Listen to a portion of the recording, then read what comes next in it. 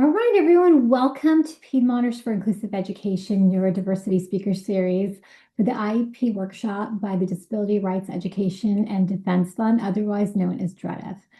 Piedmonters for Inclusive Education support all students by promoting neurodiversity and inclusion in Piedmont schools. We advocate for students with learning disabilities and differences. Our members are parents and supporters of our mission. Tonight's presentation is being recorded. If you signed up for today's presentation, you'll receive a copy of the recording and it will be posted on our webpage. My name is Fairuz Abdullah and I'm on the board of PI and I will be your moderator for the evening. I want to remind you to please keep your microphones on mute during today's presentations. If you have any questions, you can write them in the chat. We will do our best to have your questions answered during our Q&A time period, which is toward the end of our presentations. If you would like to join our mailing list, please sign up on our website, which is piedmontie.org. And if you have any questions, you can email us at hello@piedmontie.org. So today we're joined by DREDF education advocate Andrea Yu. DREDF is a leading national civil rights and policy center founded in 1979 and directed by individuals with disabilities and parents of children with disabilities. DREDF educates lawyers, service providers, and government officials about civil rights laws and policies. DREDF is a parent training and information center funded by the Department of Education. The Parent Training and Information Center serves family and children from birth until age 26 with cognitive, emotional, and learning disabilities. Education advocates like Andrea help families obtain appropriate education services for their children, resolve conflicts between families and schools, and improve educational outcomes, connect children with disabilities to community resources. They also inform and train parents and professionals on a wide range of topics. Their legal work includes litigation representation, co-counsel work on disability cases, strategic selection of high-impact cases to influence law reform, and the filing of amicus briefs, also known as friend of the court briefs, at the appellate and Supreme Court levels. DREDF also operates a disability rights clinic at UC Berkeley School of Law. Andrea brings 7 years of hands-on school experience to her role, having worked as an after-school program leader, preschool teaching assistant, and special education paraprofessional. Her deep passion for supporting students with disabilities and their families led her to become a special education preschool teacher. She remains dedicated to the students and families she has worked with and looks forward to extending that impact to more communities through DREDF. With that, I'm going to turn it over to Andrea. Hi, everybody. Thank you so much for having me. I'm very excited to be here. I do want to just say a few things about this presentation. We will have a Q&A at the end, so please keep your questions in the chat. We will answer them, I do promise. But because this is recorded, we do want to just leave that space at the end. So if there's any pending questions, please go ahead and jot them down or put them in the chat, and we will answer them accordingly. All right, so because I had that wonderful intro, I don't have to talk more about DREDF, so thank you so much. The other thing I do want to mention just really quick is that we do serve 30 counties, including, of course, you guys. So you're more than welcome to give us a call if you want one-on-one, individual assistance. We are not lawyers, so we will not tell you what to do, and we cannot tell you how to do things or what to do, but we can give you technical information. And if there's a situation where just needs a little bit more time and more of a sort it out, I call it undo the knot, then we are more than happy to connect with you. Here's our number, and you can even send us an email if you prefer. All right. So for today's trainings, we are going to talk about the laws that protect students with disabilities. We are going to discuss the 6 core principles of special education. We're also going to look at a brief timeline of the expectation when you request an IEP document. And also the most important thing that I know you guys want to hear is advocacy tips and how to participate effectively as a parent or if you're a professional on this training. One thing I do want to say is that before we run, we need to learn the basics and the strategy of how to run. I always like to talk in different type of analogies. if you go and run a marathon, you are more than welcome to just go ahead and run that marathon if you wish, with no training whatsoever. However, you may struggle a little bit. So before we do run that wonderful marathon as a goal, we need to prepare ourselves. We need to know the basics. We need to know how to run. We need to know the pacing. We need to know breath work. We just need to know all of that information. So before we can do or do great advocacy for our kids who have disabilities, we need to know some of the laws that protect students and yourselves. And by knowing these rights, you're able to just be that more of a stronger advocate for your child. So the first one is called FERPA, Family Education Rights and Privacy Act. This is a law for everybody, not just students with disability. This is a law that ensures that parents have a right to the educational records, are able to add on to the educational record, and are able to request the educational record if they wish.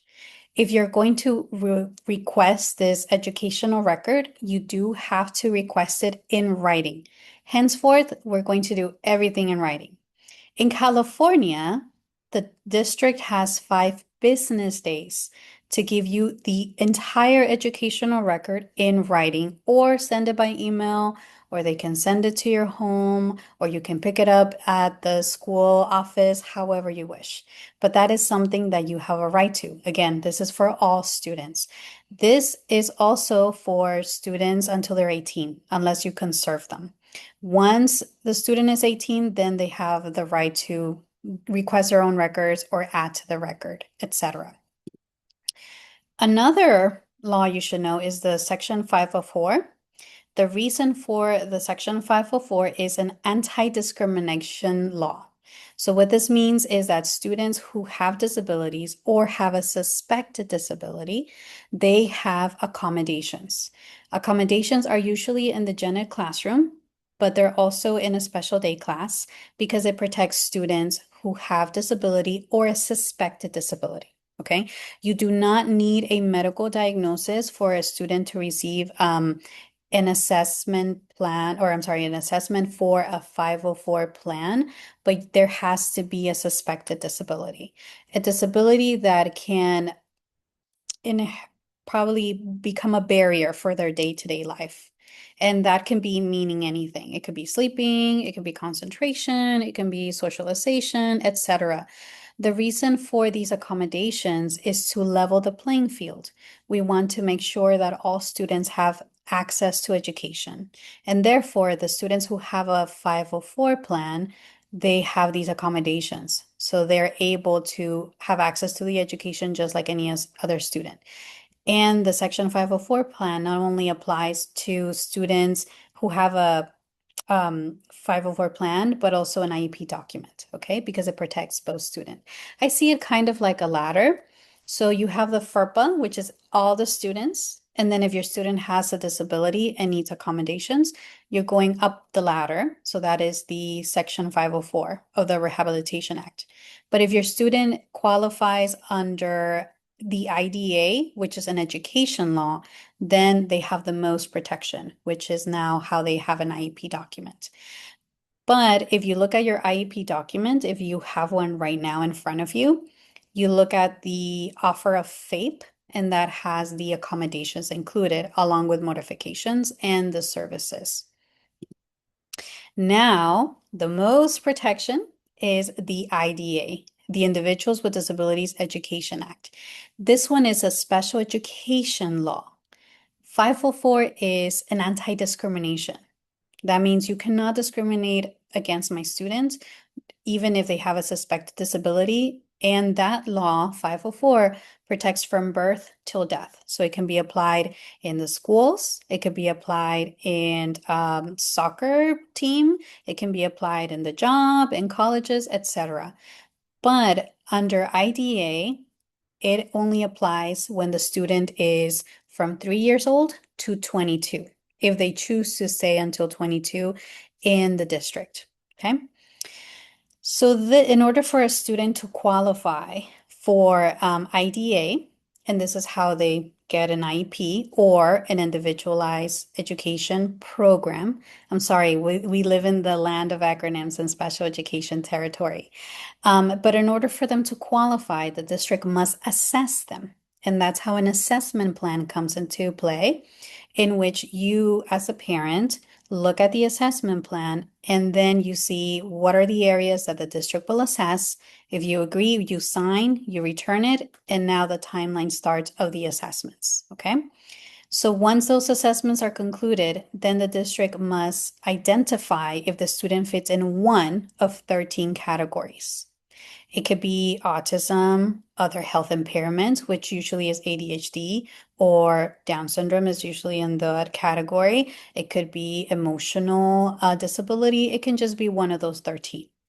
And that's how now they're able to receive an individualized education program, which now discusses the specialized instruction the student will receive, what kind of services, and how often these services will be delivered, and how much of the services will be delivered. But again, this is education. It's not just the academics. It can also be social emotional, vocational, etc. So when shall a student be considered to be evaluated for an IEP? If they have a known disability, maybe medically diagnosed, or a suspected disability. Suspected doesn't have to have a medical diagnosis. Some districts say, well, come back with a medical diagnosis and then we'll go ahead and assess. That is not required. If the parent has a suspected, they think that there might be a disability, whether learning, vocational, social emotional, academic, then that triggers the evaluation process. Of course, if the student is not making progress in their education, again, I just want to say education is a big umbrella term. It's not just academics. If they're not making progress in their grades, not keeping friends, or not making improvement in their social skills, if there's any issues with anxiety, any sleep concerns, or maybe even toileting, which is a vocational, aren't able to keep track of their time, aren't able to keep up with the demand of the work, all of those things are encompasses education. If there's any behavioral concerns, I usually don't say behavior, I usually say communication because the behavior is just a manifestation of the disability. The student is trying to communicate something, and this usually means that their needs are not being met. And we'll talk a little bit more about why the needs are so important. If the student is being sent home often or being actually segregated. So if they're sent to the principal's office, if they're being sent to another classroom, all of that stuff, all of that strategies that sometimes schools do is a way to segregate students. So it means that they're not getting the support in their least restrictive environment or in the classroom that is appropriate for them. Or if a staff member says, you know what, I think your student should be evaluated for an IEP, and they might even give you the assessment plan for you to review. Going over these very quickly, because I know you guys have a lot of information and you might be aware of this too. But this is usually how it starts. There's concerns, educational concerns. Usually the parent is the one who requests the assessments for an IEP. It always has to be in writing. Again, the district then needs to receive your written request. They have, by they, I mean the district school, I see it as the same entity. They have 15 calendar days to give you the assessment plan. They usually take all 15. So I try to tell parents, you may want to consider circling in your calendar when those 15 days are over, because they do have that. And after those 15 days, they will give you the assessment plan. Or if they say, you know, we don't think your student needs to be assessed, then they have to give you what's called a prior written notice, or PWN, which indicates why your student doesn't need to be assessed. And it has to be a very valid reason. Usually the prior written notice will indicate, well, he's doing well educationally. This is why we don't think he needs an IEP evaluation. And these are the reasons why. So there has to be data backing up why there's no need for these assessments. But if the district says, yes, let's go ahead and do the assessment for the IEP, then let's go ahead and start it. Once you sign that assessment plan agreeing with all the areas of assessment, the district will take 60 days, up to 60 days to complete all the assessments. The assessments can be an area of psychoeducational, which is usually academic, vocational, social emotional, speech, speech pathology, occupational therapy, which is a fine motor or gross motor, like jumping, walking, etc., or any other type of assessment. It can also be a social emotional assessment, which is the ERMS or educationally related mental health services assessment to see if the student needs support, if they have a lot of anxiety, or if they have any trouble sleeping because of their anxiety. That assessment can dictate what supports the student will need, and they might need a counselor. But it can just be any type of assessment to rule out what is going on and to make sure that the suspected disability is being addressed in all areas of the student, because we're looking at the student holistically. So once these assessments are completed, again, up to 60 days, they cannot take more than 60. Sometimes they can take less than 60. Then we're going to do an IEP meeting. The IEP meeting, we will review if the student qualifies, under what category the student qualifies. Usually it says primary or secondary. And what are their present levels, meaning where are they at now?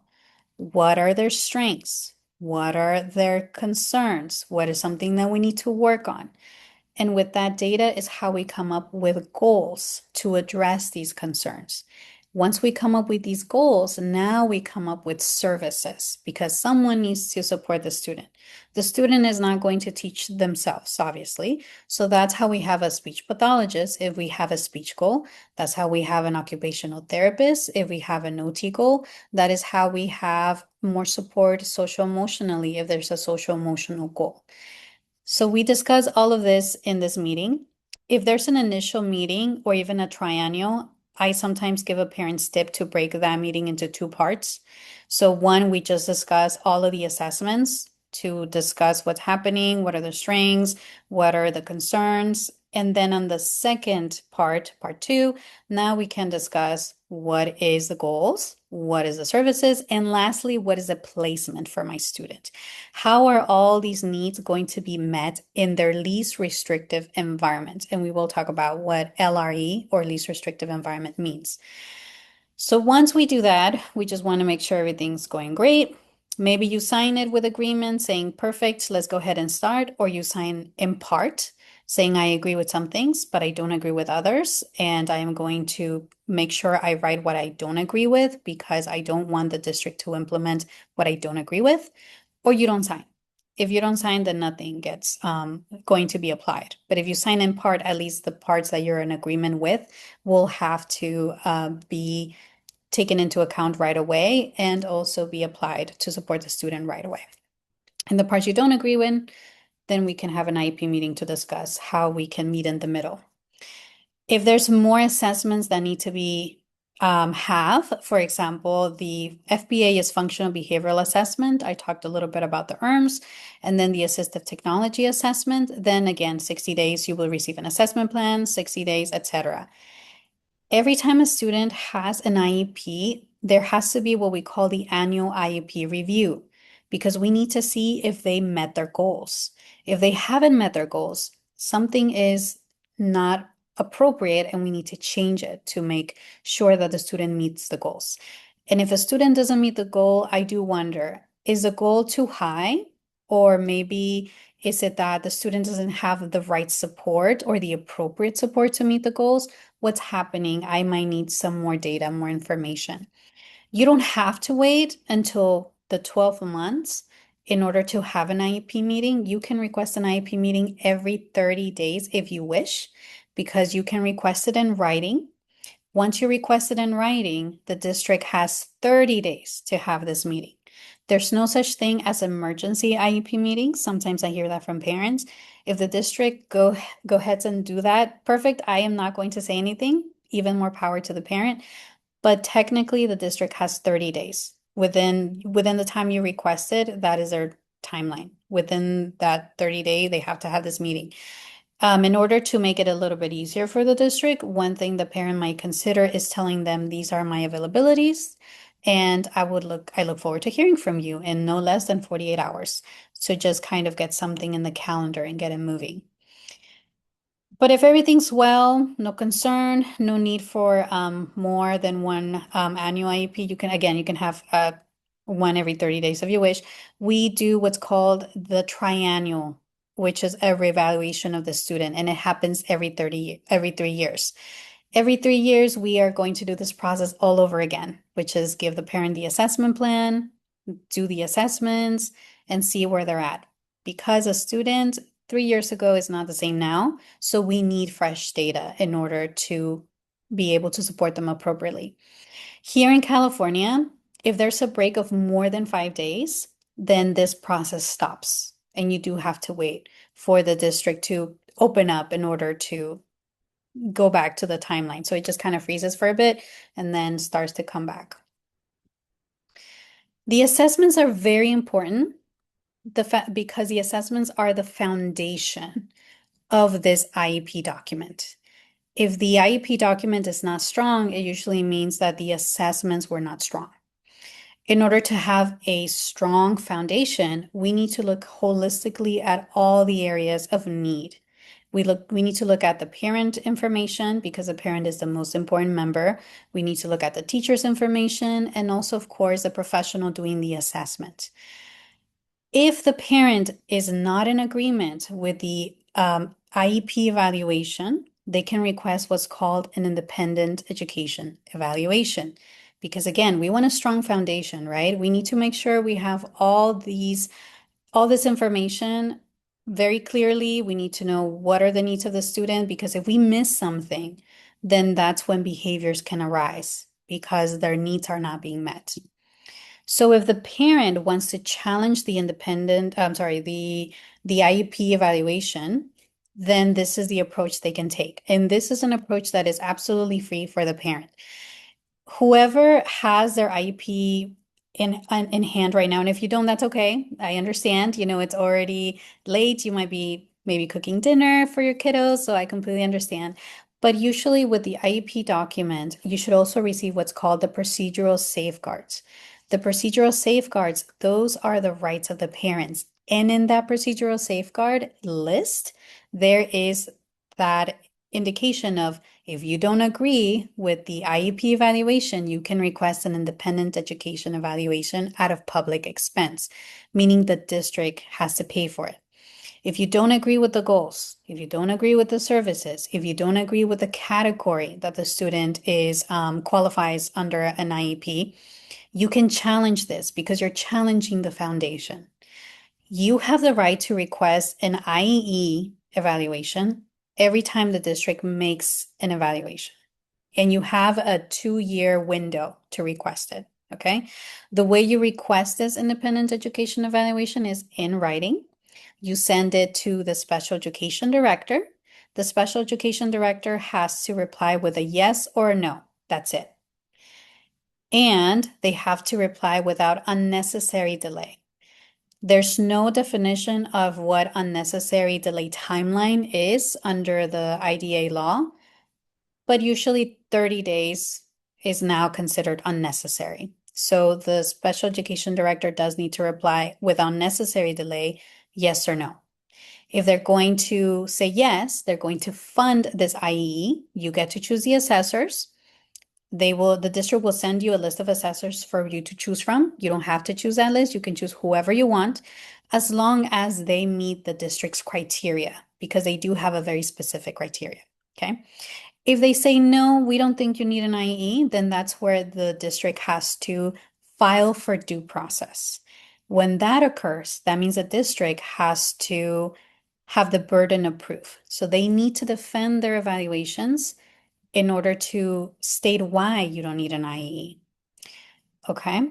And that usually is a longer process. But if the district says, hey, we don't think you need an IE, we're just not going to fund it, then that means that they have to file for due process, because there is no third option.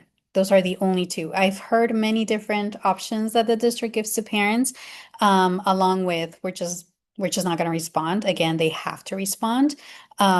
Or they might say, yes, we'll send you to the diagnostic center. That is not an IEE, because the parent doesn't choose the evaluators. The district is the one choosing the diagnostic center. So there's all these other third options that are being thrown. But again, I just want you to know only two: fund or file, yes or no, and that's it. And so the reason why I'm kind of diving in really closely at the assessments is because through this data is how we identify what are the areas of need. Again, it's not just the assessments. It could be all this information, behavioral reports, teacher observation, parent input, any other service providers that may be needed, in order to just holistically know what's needed for the student. Because again, these needs, if we don't catch a need, we're not going to make a goal out of it. So we need to look at all the needs, because the needs is what derives the goals. Maybe there's an academic need or social emotional need, a behavior/communication need. And through this specific needs that each student has, because again, every student is different, that's how we create SMART goals, which just means specific, measurable, achievable, but ambitious, time relevant, and or relevant and time bound. Okay. And for these goals, something that I do want to give a tip to you guys is that this is not required, but this is something that helps many parents and it would help me as a teacher. You can make short-term goals, because we don't have to wait until the 1 year passes to determine if the student is making goals. If we make short-term goals within that goal, then we can recognize if the student is making progress or not. So for example, if I have a goal that says Andrea will be able to read um, a chapter book by the end of this year. Again, this is a very awful goal. It's not smart at all, but just for the sake of example, that's what, I'm giving Andrea. And then maybe a short-term goal would be to be able to, by March, Andrea will be able to read 1/4 of the book. And then by June, Andrea will be able to read half of the book. So now, if we're approaching June and Andrea cannot read not even a quarter, we now see that there's something going on. So let's call an IEP meeting and let's discuss what can we do in order for Andrea to meet the goal. Maybe the services need to be increased, or maybe the approach of how the reading is being taught needs to be different. So needs derives goals, and then goals derive the services. These services have to be individualized. They have to have appropriate accommodations, any type of related services. We now need to identify how often the service will be delivered, who will be delivering the services, where will they be delivered. And now we talk about the placement. Placement is the least restrictive environment for the student. The least restrictive environment should be the gen ed classroom, if appropriate, and with support. That's why the student has an IEP document.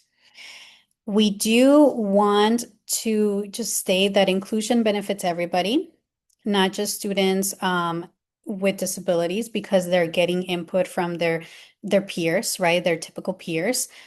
But there might be a student who hasn't been evaluated for an IEP, and these supports, if used in the classroom for everyone, is not just helping that one student, it's helping everybody. But we do want to recognize that maybe some students may need to be in a more restrictive environment because their needs are just different. However, this is what's typically how we see from least restrictive to most restrictive. The least restrictive will always be general education, okay, with supports, right? There might be general education class with consultation or co-teaching. That's when they usually take the student out a little bit more than usual, or they do what I call push in. Push in would be even applying support in the general education classroom, so the student is not taken out and is just receiving the support in the classroom all the time with their typical age peers. And the general education taken out, it depends how often, right? Because the more they get taken out, the more time away from their typical age peers, and usually the discussions and conversations that are occurring in the classroom. Then we have the self-contained special classroom, which is what I did for 4 years. That is, my students spent all the time with me. I had preschoolers, so they would be from 8 a.m. to 2 p.m. with me all the time. And they did have some opportunities to interact with their typical age peers, but these opportunities were very minimal. It was usually during recess or lunchtime. And even then, it was just in passing, right? I mean, unless I made a conscious effort to make sure that they interacted with the kids of their typical age peers and from the gen ed class, it was usually just like, hello, bye, and that was it, right? Which is not much interaction. Then you have a special day school, which is usually what's called a non-public school. Non-public schools, if they are special day schools, they're just away from the neighborhood, away from their typical age peers. Usually everybody there has, in that school, has an IEP document. And then, of course, there's a homebound hospital, most restrictive residential school. Okay, now let's talk about some advocacy strategies that you can use at this moment. Again, I just want to reiterate, this is a marathon. We want to make sure that we know all these basics, we know our breath work, we know how to run, so that way we can start to just get our pace and maybe get some medals, right? But you do need to know these principles. These are the most important principles for parents. You have the right to appropriate evaluation and assessments. Again, for each student, it could be different. The free appropriate public education, or FAPE, it's a very important principle because through the assessments and the data is how the student receives a free appropriate public education. Okay. An individualized education program has to be met, I'm sorry, for each individual student. It's not, oh, your student is suspected to have autism. This is what we do for all the students who have autism, and we don't have anything different. It has to be catered to the student individually. And we always should prioritize for the least restrictive environment, general ed education with supports. But if that can't be done, then the district needs to justify why that can be done. And that's why they need another type of environment. The parent and the student, if appropriate, are always the most important members. So I do just want to reiterate that. So your input is very, very important. You're the one who knows your kid inside and out, and you are the expert on what they need at their core. But that's why we have all these professionals, so we can also get input from them so they're able to support your student educationally.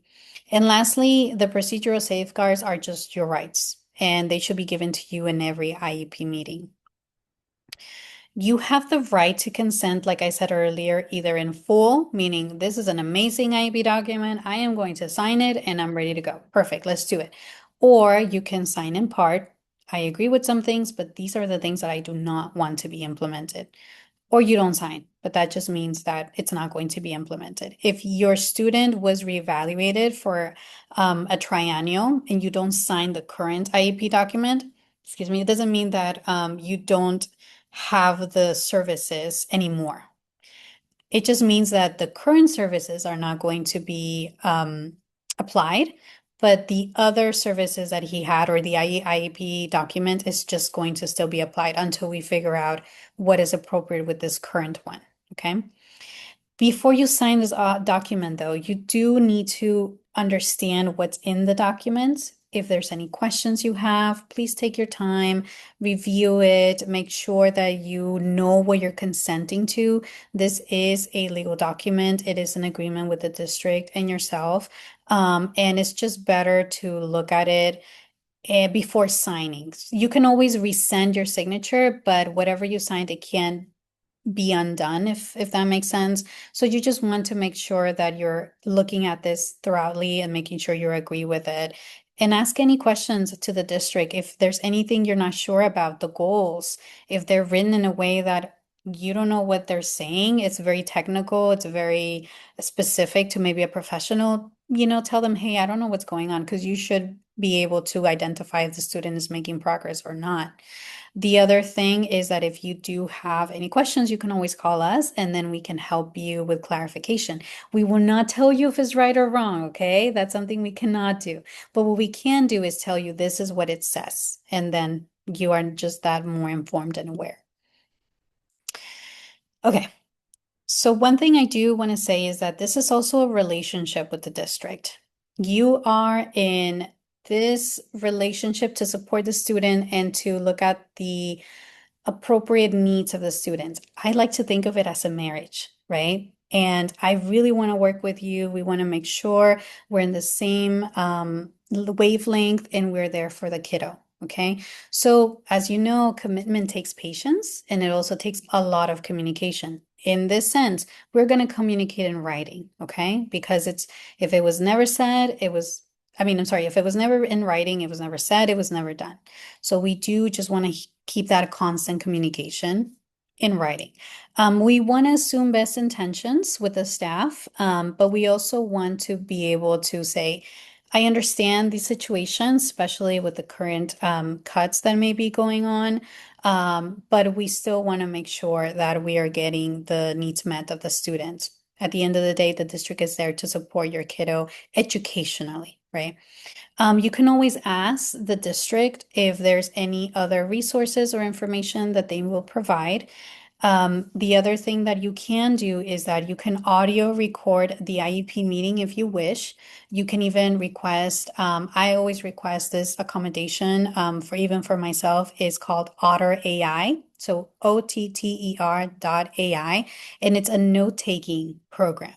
So it allows me to see who said what and what did they say. Of course, it's not going to be perfect because AI is not perfect, but it helps me to just digest that material, especially because IEP meetings can be very emotionally taxing. We always say don't go to an IEP meeting alone. You can bring a friend, you can bring your spouse, you can bring a sibling if you wish, any other professional that supports your student to just feel a little bit more secure emotionally, because IEP meetings can be very emotional and they can be very taxing. But we want to have these conversations with the rest of the IEP team members so that way we understand what is available for the student. Audio recording can be perfect because it can just be a way to remind ourselves who said what. And then the Otter AI tool can be another way to just recap what was being said, because again, this is a very emotional meeting that can happen. The other thing is that you can also request a facilitator. If we're not meeting eye to eye, the district can send a facilitator. The facilitator is usually through the SELPA, which stands for Special Education Local Plan Area, and that should be also in the district's website, who you can reach. But if you don't, if you don't have any of that contact, I can help you with that. Who you can reach to request a facilitator. And usually facilitators are able to say, okay, we're obviously not getting in the right page, so how can we make sure we're going back? I think of it as couples therapy. So now the therapist is there to help me moderate and, okay, we need to hear from you. We need to hear from you. How can we meet in the middle to make sure this kiddo is being supported? And that is one part of what's called alternative dispute resolution. Before we contact a lawyer, before we do other steps like a compliance complaint, let's try all the strategies here first and see how far we can go. That's usually what we do here at the Parent Training Information Center. You can also join what's called a CAC, community. I forgot the acronym. I'll get back to you on that because I'm blanking out. It's been a long day. But Community Advisory Committee. There you go. So that way you can be involved even more with the policies that are being in place, with the board members. Board members do show up. Special education directors also show up. I've been to many CAC meetings. They talk about the budgeting. They talk about the lack of support, and that is your opportunity for you to just tell everybody there, hey, this is what we need. This is what we see. Let's go ahead and make sure that our kids' needs are being met. Okay. And then, of course, you're learning about the IEP and the 504. This is just another thing that I tend to do. And again, it takes time, it takes patience. The most important thing is document everything in writing. If the teacher calls you, hey, how did you, I just have this concern. You can say, oh, great, thank you for telling me. And then you can just write an email. Miss Andrea, thank you so much for calling me. I really appreciate that you're telling me that Johnny is really struggling with math. I would like to have an IEP meeting to discuss how we can further help him. Okay, so any of that interaction just supports what is being said and also make sure that the communication is ongoing. whenever we would do communication with my parents, I would always do it in writing, just to also help me to digest what is being said. The other thing that really helps is to have a binder with all the data and all the supports that you have. And here's a link that, again, you will have these slides on how to um, organize this binder if you wish. Again, it does take a little bit of time, but it's a great tool to just bring it to an IEP meeting. Oh yeah, let's look around like a month ago. How did he do? Because things were going great here, but they're not going great now. What happened? What has changed? And why is this occurring? Because again, we just want to try and work as much as possible with the district. Um, the other thing I do, and again, here's the Otter AI app if you wish to, Google it or anything of the sort. The other thing that can also be very helpful is to bring any professionals that can just help you back up any concerns you have. It could be a doctor, it could be a therapist, whoever. For the student, they need to know the student, and you can invite whoever you want in this IEP meeting as long as it's not a lawyer. If it's a lawyer, then that's when you need to tell them in writing, I'm going to bring my lawyer. The district needs to bring their lawyer, and that's when that's going to happen. But if you're bringing anyone outside that realm, you don't have to tell the district. You can just bring them and you can say, this person is here to support me and to support my kiddo. And they actually have expertise about my kiddo. This is what they know. The district has to consider what these other professionals are also saying. So that way they can support him at school too. Okay. Here are just some examples of questions that we give to parents that can be very helpful. In an IEP meeting, we usually, here at the PTI, we help parents prepare. What are your concerns? How can you address them? And we cannot anticipate everything, but one thing we can anticipate is that sometimes one person in the IEP meeting talks, which is usually the principal or the special education director. So we want to get involved everybody, not just that one person, but we want to hear from the speech therapist, the occupational therapist, the teacher. And if they're not talking, the parent can always invite them. I want to hear from you also because I haven't heard from you. But here's other questions that you may want to have. And I'm not going to go over them as you can read them, but the main one is, how does this goal or service address the area of need? Since we have some concerns about social emotional, how can this goal support him? Who is going to support him with this goal? Because my son is not going to learn it on his own. So on his own, so then what's the next step? Is it going to be the special education teacher? Is it going to be the Gen teacher? Gen teacher, do you have the capacity to do that? Do you need further training to support my son? What kind of curriculum will he need? So any of these can just flesh out the support and services that will be delivered for the student. If the district at any time says, we don't do this here, we don't do that, we don't do this, the parent can always request a prior written notice as a response of why they're refusing either a goal, an accommodation, or a service. Because if the district says we are unable to do that or we are not going to do this, there has to be a valid reason. It just can't be we don't have the budget or we don't have the resources. If the needs can be met in, let's say, the gen ed classroom with support, but there's just not enough aides because a student needs an aide, then the response can be, oh, we just don't have the service. It has to be a valid reason of why not. And that reason has to be in writing with the prior written notice as a response. There's no date of when the district has to give you a prior written notice when you request it. Again, it just falls under that unnecessary delay. Usually I say unnecessary delay is 30 days because the California Department of Education says, okay, 30 days, that's a little bit too much, and that's what I'm going off by.